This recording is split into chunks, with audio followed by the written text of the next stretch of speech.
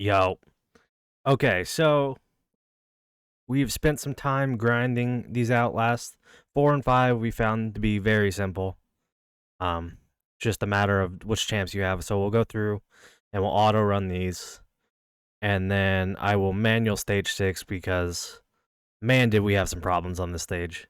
Um, Definitely took a while to beat, but I think 4 might be doable for some if you have the um heal reduction.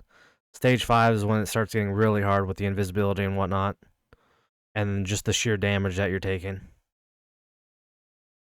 So let's go through and we'll auto 4 and 5, like I said.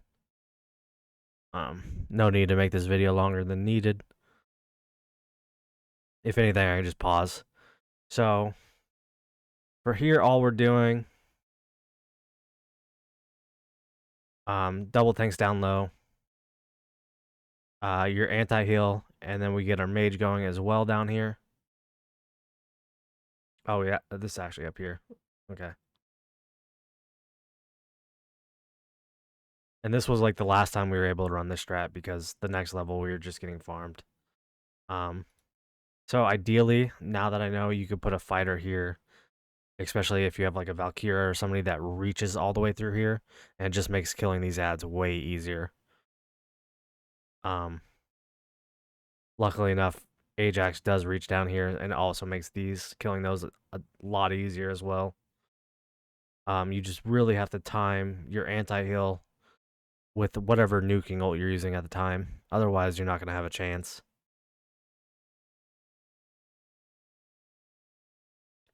Zilla 2 really farms these. Hex was just used here just to really rip down these right away. So that way she's only really defending from one.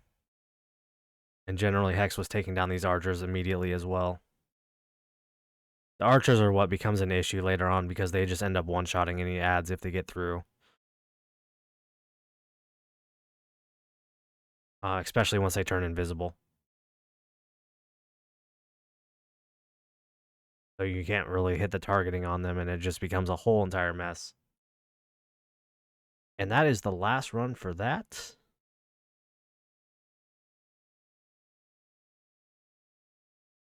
I don't want to send the key, so I'm just going to quit the battle. Although I don't think it makes too much of a difference between the three, really. It's just the amount of fragments that you end up losing. So I think there will be a lot of people disappointed, like, oh, I can't finish 6. This is absolute in-game content. Like, the account I'm on right now is not even my own. And it is what I would consider to be a whale or a Kraken account. So definitely in-game content, which is great. It's something we needed. Like 21, most people that are in-game are just bored with the game at this point because the content's not challenging. So having this one dungeon a month that's you're limited to run is something needed. So with here, honestly, all you're really losing is a few of these shards. Well, it's more than a few. You're losing what, 14 per 150, 1400, basically 2100 shards.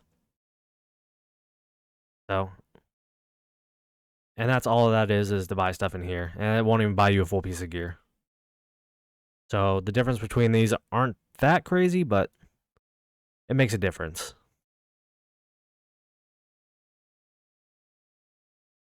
Okay, and then 5, we implemented a new strat for this one as well.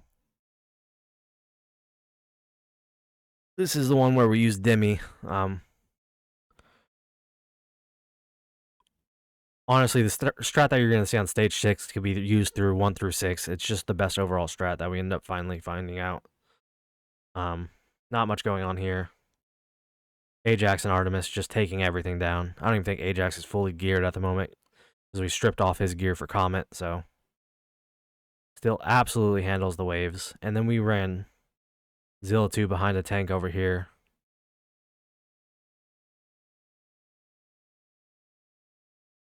Cerberus was another one that we found out that was just an absolute monster in here as well.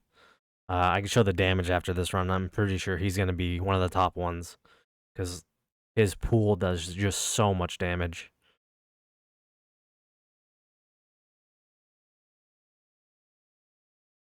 Then we solo heal Virna with the Treants, I think, over here. Yep. We just needed a little bit more damage to get these guys down fast enough, so they wouldn't slick through and hit Zilla too.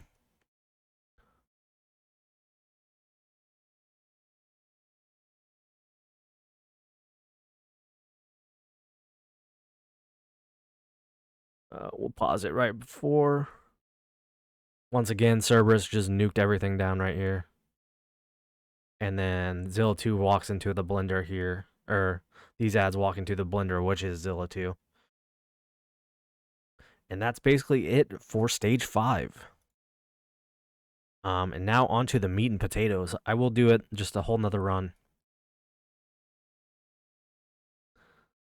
And then right after, I'll go through and show the gear as well.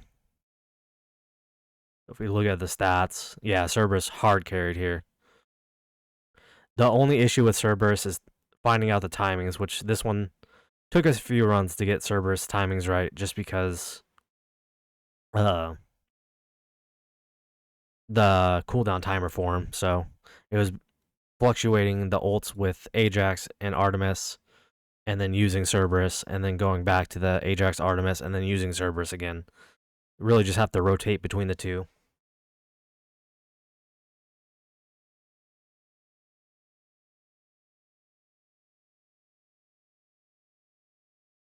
And then here we are. This is the team we used for stage 6. I can kind of walk through. Boreas, or not Boreas, sorry. Comet, just our main DPS. In full soulbound.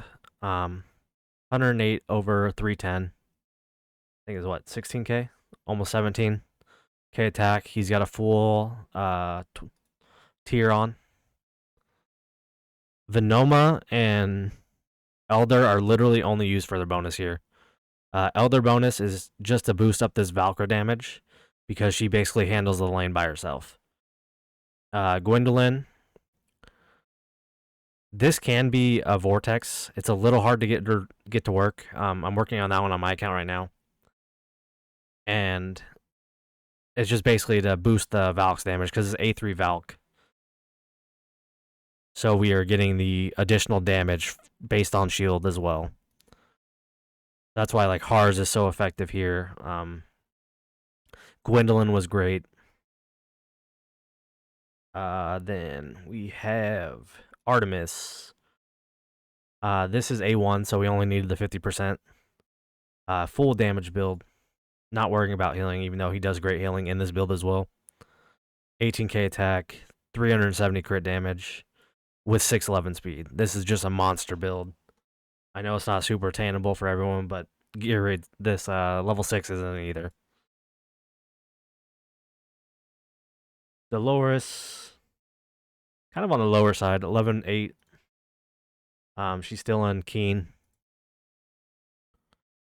And then Gone, we built just for full tanking. He's not built for damage at all. Full HP set.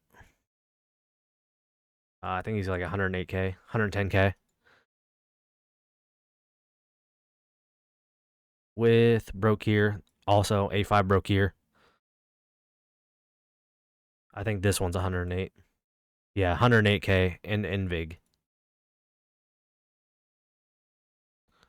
All right, let's get into this run real quick. Okay, so on stage 6, I will play it at 1 time speed, and I'll try to basically talk through everything that's going on. So first off, Volca does tend to target tanks, so getting a tank down as soon as possible is usually pretty keen. As you see, we'll get down Broke here right away. And then into our Artemis for some healing. We'll get the Elo in, so we start our Rage Regen right away. You don't really have to worry about ults on these first two just because they generally go down pretty easily.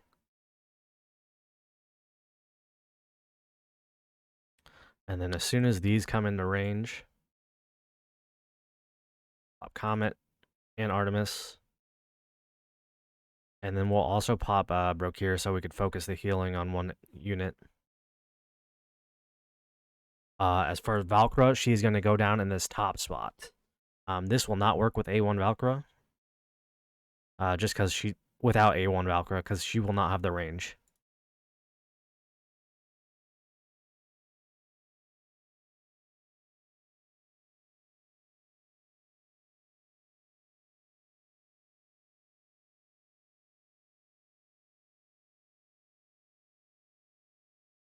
Gwendolyn is used, like I said earlier, to boost Valkyra's damage.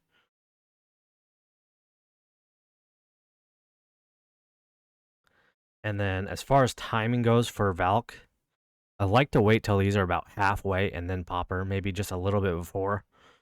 That way she has time to kill these invisible ads in the ult as well.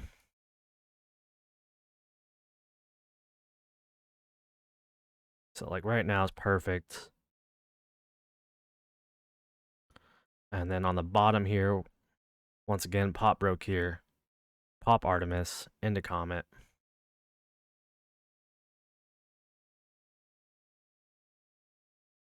Perfect timing here. Everything's down. And it's just rinse and repeat on this cycle, honestly. Down low, we have two very tanky tanks, both with immortal or invulnerabilities.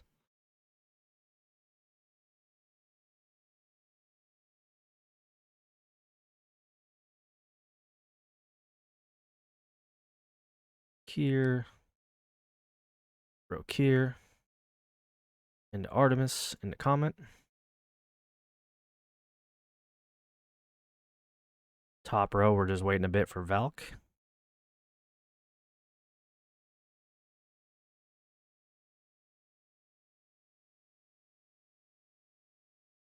Get this going so she clears those first two. Right into the big nukes. Those have to die in time, or you are not going to. We'll throw that down.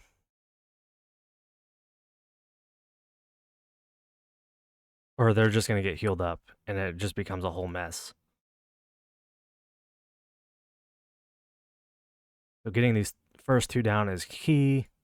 We got one unit left there, and all we have left are these last two, which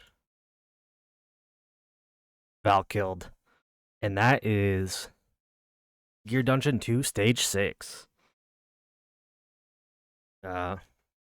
A lot of time, effort went into this one. Appreciate, like, subscribe. If you guys got any questions, I'll fill them out, or I'll answer them down below. I'll be on YouTube pretty much all day, so also feel free to join the Discord. I have that posted down below as well. And yeah, that's all for this one. I'll catch you guys in the next video. Later.